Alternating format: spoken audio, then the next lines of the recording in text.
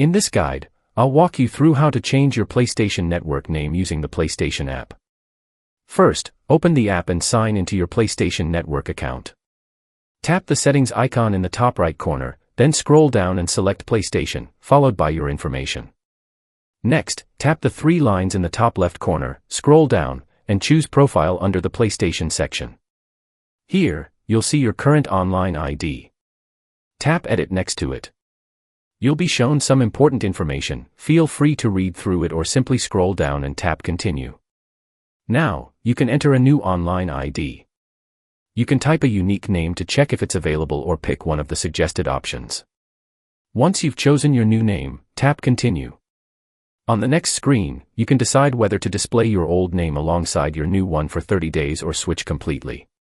After that, select your payment method and confirm the purchase. Your PlayStation Network name will then be updated. If this helped, don't forget to like and subscribe for more guides.